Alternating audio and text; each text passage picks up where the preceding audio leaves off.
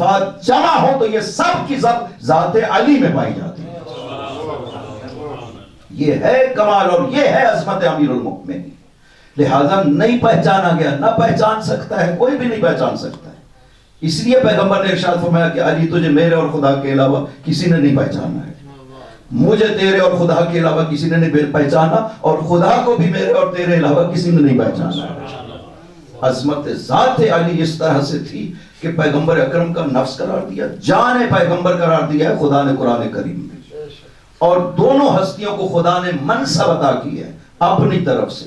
دیکھیں برابر کا ایک منصب ہے جو خدا نے مولا کو بھی عطا کیا ہے، پیغمبر کو بھی عطا کیا ہے. پیغمبر حدیث صحیح میں ارشاد فرماتے ہیں، جیسے مصنف ابن ابی شیبہ، مسند احمد حنبل، موجم کبیر طبرانی، مجمع زوائد حسنی، سب حاکم نے، نیشاپوری نے، سب نے اس روایت کو نقل کیا کہ پیغمبر اکرم ارشاد فرماتے ہیں اصحاب کھڑے ہوئے ہیں دروازہ پہ. ایک روایت میں ہے کہ ازواج میں سے ایک زوجہ کے دروازے کے اوپر شرح مشکل الاساس تحاوی کی جو کتاب ہے مشکل الاساس، اس میں اس نے لکھا ہے کہ یہ بی بی عائشہ کے حجرے کے سامنے ہم اصحاب پیغمبر کا انتظار کر رہے تھے.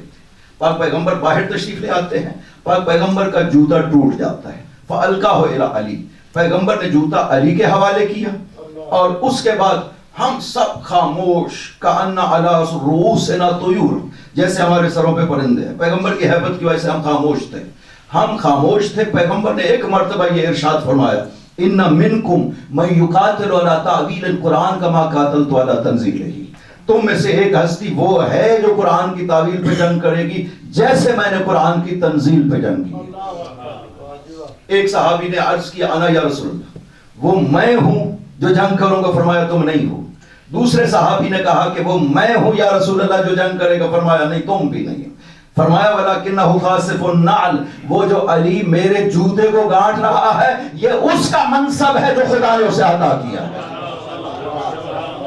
علی ہیں جو تعویل قرآن پہ جنگ کریں گے. پیغمبر کا منصب یہ ہے کہ میں تنزیل قرآن پہ جنگ کروں گا.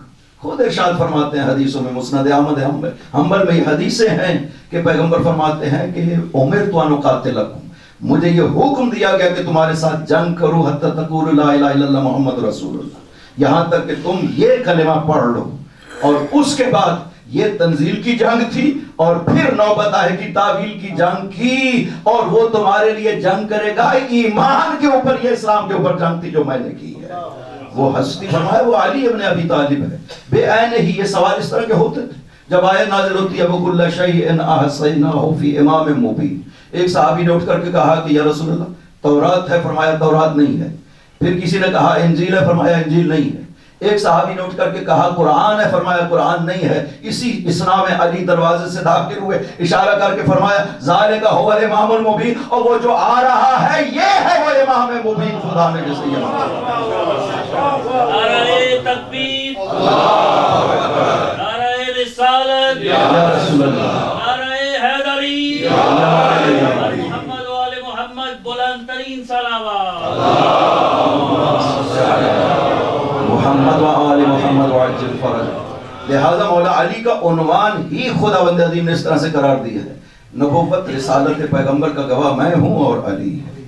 وَمَنْ عِنْدَهُ عِلْمُ الْكِتَابِ، یہ وہ ہستی ہے جس کے پاس پوری کتاب کا علم ہے. یہ ایک سوال پیدا ہوتا ہے کہ خداوند عظیم نے نام کیوں نہیں لیا ہے؟ خدا نام لے لیتا، یہ وصف کیوں ذکر کی ہے؟ اس کی وجہ یہ ہے کہ نام لے لیتے، تاریخ میں نام تو مختلف لوگ رکھ لیتے ہیں، اشتباہ پڑ جاتا کہ کون سے والا علی ہے جس کا نام لیا گیا ہے. خداوند عظیم نے ایک ایسا وصف ذکر کیا ہے جو سوائے علی کے کوئی دعویٰ ہی نہیں کر سکتا تھا کہ مجھ میں یہ وصف پایا جاتا ہے. یہ صرف علی ہے جس نے یہ دعویٰ کیا کہ آؤ مجھ سے کتاب خدا کے بارے میں پوچھو، سلونی قبل ان تفقدون، آؤ علی سے پوچھو اس کائنات کی جو بات بھی پوچھنا چاہتے ہو. فلا انا بطرق السماء عالم منی بطرق الارض، میں آسمان کے راستے بھی جانتا ہوں، زمین کے راستے بھی جانتا ہوں. پھر ارشاد فرمایا فاسألونی عن القرآن، آؤ علی سے قرآن کے بارے میں پوچھو. ما من آیت نزلت الا وانا عالم بها، کوئی آیت بھی نازل نہیں ہوئی مگر یہ کہ علی سب سے زیادہ اس کا علم رکھتا ہے. یہ دعویٰ سوائے امیر المؤمنین کے کسی اور نے نہیں کیا ہے. لہذا خداوند عظیم نے اس وصف کے ذریعے سے، اور اس کی عظمت کا ہم اندازہ نہیں کر سکتے، صرف یہ کہہ دیا جائے کہ پوری کتاب کا علم ہے، اس کا اندازہ نہیں کر سکتے۔ خدا نے چونکہ خود قرآن کریم میں ایک مثال کے ذریعے سے واضح کر دیا ہے کہ علم قرآن ہو تو اس کا نتیجہ کیا نکلتا ہے۔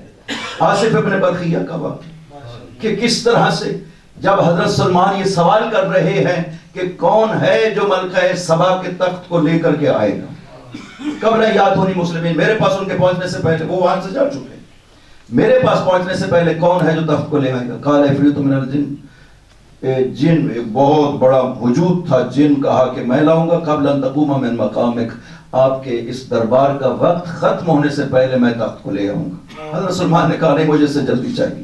اس نے کہا بھی انی علیہ لقوی امین، میں بہت قدرت مند ہوں، میں یہ لے آؤں گا۔ قریب نہیں تھا، 2500 کلومیٹر کا فاصلہ تھا جہاں سے تخت کو لانا تھا۔ حضرت سلمان نے کہا کہ نہیں، مجھے سے جلدی چاہیے۔ قال الذی عنده علم من الکتاب، خدا کہتا ہے، قرآن کریم میں بیان کرتا ہے کہ جس کے پاس کتاب کے ایک جز کا علم تھا، اس نے کہا انا آتی کبھی قبل یرتد الیک طرفک، میں پلک جھپکنے سے پہلے۔ اس کا بھی ہمیں اس سے معنی نہیں سمجھ آئے گا، یہ پلک جھپکنا بہت دیر ہے، اس کو نہیں کہا ہے خداوند عظیم نے۔ ہماری زبان میں گنجائش نہیں ہے اس ترجمہ کی جو اس لفظ کا ترجمہ بنتا ہے، اس لیے ہم پلک جھپکنا کر دیتے ہیں، ورنہ اس سے بھی جلدی۔ ایک کہا گیا کہ جب آپ کسی چیز کو دیکھتے ہیں تو آپ کی نور کی شعاع جب آنکھ سے لگتی ہے نا اس جسم کو، وہاں سے واپس آتی ہے، تب آپ اس چیز کو دیکھ پاتے ہیں۔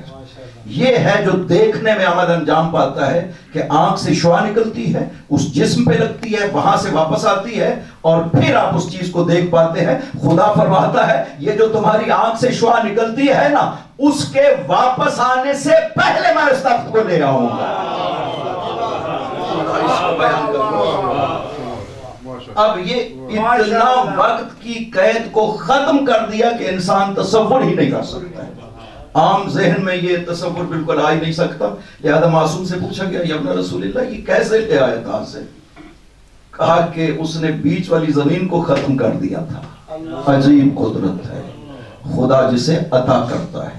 کہا بیچ کی زمین کو اس نے ختم کر دیا اور تخت کو ہاتھ بڑھا کے اٹھا لیا، پھر زمین برابر ہو گئی پوری کی پوری۔ یہ 2500 کلومیٹر کا فاصلہ ہے، چشم زدن میں سمیٹا اور پھر برابر ہو گیا، تخت سلمان کے سامنے حاضر ہو گیا۔ معصوم نے ارشاد فرمایا اس کے پاس صرف ایک حرف کا علم تھا 73 حروف میں سے، ہم آل محمد کے پاس 72 حروف کا علم قرار دیا ہے خدا بندے۔ اب پتہ چلا کہ خدا نے جو کہا اندہ علم الکتاب، ومن اندہ علم الکتاب، وہ جس کے پاس پوری کتاب کا علم ہے، میں نے اسے گواہ بنایا ہے پیغمبر رسالت کا۔ رسالت پیغمبر کا کیوں علی کو گواہ بنایا؟ اس لیے کہ خداوند عظیم یہ بتانا چاہتا ہے کہ جس وقت میں پیغمبر کو رسالت دے رہا تھا، اس وقت جو ہستی شاہد تھی، دیکھ رہی تھی، وہ علی ابن ابی طالب کی ہستی ہے۔ چونکہ اس مرحلہ میں نہیں رسالت دی گئی پیغمبر اکرم کو یہاں دنیا میں آنے کے بعد، بلکہ عالم نورانیت میں جب پیغمبر اکرم کی خلقت ہوئی اور کوئی چیز خلق نہیں ہوئی تھی، خود ارشاد فرماتے ہیں کنت نبیا وآدم بین الماء والطین، میں نبی تھا جب آدم ابھی مٹی اور پانی کے درمیان میں موجود تھے۔ اور مولا امیر کے بارے میں جب پوچھا گیا خود حضرت سے، حارث ہمدانی نے یہ سوال کیا تھا کہ مولا اپنے بارے میں کچھ ارشاد فرمائیے، تو آپ نے یہ جملے ارشاد فرمائے تھے، کہا حارث ذرا غور سے سننا، میں جو تمہیں بتانے لگا ہوں یہ پھر دوسروں کو بھی بتانا، جو بھی سمجھدار ہیں ان کو بتانا، غور سے سننا، میں کون ہوں؟ فرمایا انا عبداللہ و اخو رسول اللہ، میں اللہ کا بندہ ہوں اور رسول کا بھائی ہوں، والصدیقہ الاول وصدقتہ آدم بین الماء والجسد، میں سب سے پہلے پیغمبر کی تصدیق کرنے والا ہوں، میں نے تب بھی سب سے پہلے تصدیق کی تھی جب آدم ابھی مٹی اور پانی میں موجود تھے۔ لہٰذا یہ ہستی ہے جو رسالت پیغمبر کی شہادت دے سکتے ہیں۔ علی کے یہ اوصاف ہے، پیغمبر فرماتے ہیں کہ بیان نہیں کر سکتے، اس لیے کہ لوگ علی کے بارے میں شک و شبہ کا شکار ہو جائیں گے، خدا کہہ دیں گے، اور کہہ بھی دیا گیا خدا مولا علی کو، جبکہ خود پوری زندگی کہتے رہے کہ دیکھو انا عبد مربوب، میں خدا کا بندہ ہوں۔ اور ایک جملہ ہے جس کے بارے میں جاہز جیسے افراد نے جو 100 جملے جمع کیے مولا امیر کے، جاہز کہتا ہے کہ اگر پورا علم انسانیت کے پاس ختم ہو جائے، صرف یہ جو 100 جملے جو علی نے فرمائے یہ بچ جائیں تو علم کے لحاظ سے یہ کافی ہیں پوری انسانیت کے لیے۔ ان میں سے ایک جملہ یہ ہے جو مولا امیر نے خدا کی بارگاہ میں عرض کیا تھا، الہی کفا بعزن ان اکون لک عبدا، علی کی سب سے بڑی عزت یہ ہے کہ میں تیرا بندہ ہوں۔ عجیب، کسی کمال پہ فخر نہیں کیا، عزت شمار نہیں کی، امامت کو عزت شمار نہیں کیا ہے، ولایت کو عزت شمار نہیں کیا ہے۔ بہت بڑی ولایت تھی، بہت بڑی امامت تھی جو مولا علی کو عطا، کسی پہ نہیں کہا کہ یہ میرے لیے عزت کی باعث ہے، فرمایا الہی کفا بعزن ان اکون لک عبدا، سب سے بڑی عزت یہ ہے کہ میں تیرا بندہ ہوں۔ خدا کو جس طرح مولا علی نے بیان کیا، کائنات کی کوئی طاقت خدا کو اس طرح بیان ہی نہیں کر سکتی۔ زینب یمانی نے جب یہ سوال کیا تھا کہ علی افرأیت ربک، اپنے رب کو دیکھا ہے؟ فرمایا ما کنت اعبد ربا لم اراہ، علی کبھی بھی ایسا نہیں رہا کہ رب کی عبادت کی ہو اور رب کو دیکھا نہ ہو، ولكن لم تره العیون بمشاہدۃ الابصار ولكن رأته القلوب بحقائق الایمان۔ خدا کو ان آنکھوں سے نہیں دیکھا جا سکتا ہے، وہ جسم نہیں ہے، جسمانیت نہیں رکھتا ہے، خدا کو ان آنکھوں سے نہیں دیکھا جا سکتا، ایمان کے ذریعہ سے دل کی آنکھوں سے خدا کو دیکھا جا سکتا ہے۔ میں نے اس طرح سے خدا کو دیکھا ہے۔ اور اگلے جملوں میں بڑی خوبصورت جملے ارشاد فرمائے ہیں کہ خدا کو پہچاننا چاہتے، خدا کیسا ہے؟ بے تشعیرہ المشاعر عرف انہ لا مشعر لہ، اس نے چونکہ لوگوں کو شعور دیا ہے، لوگوں کو حواس دیا ہے، اس سے پتہ چلتا ہے کہ خود حواس نہیں رکھتا ہے۔ آنکھیں، ہاتھ، زبان، کان چونکہ وہ عطا کی ہیں، جو چیزیں اس نے دی ہیں وہ اس میں نہیں، اس کی مخلوق میں پائی جاتی ہیں، جو چیز بھی اس کی مخلوق میں پائی جاتی ہے اس میں نہیں پائی جاتی ہے۔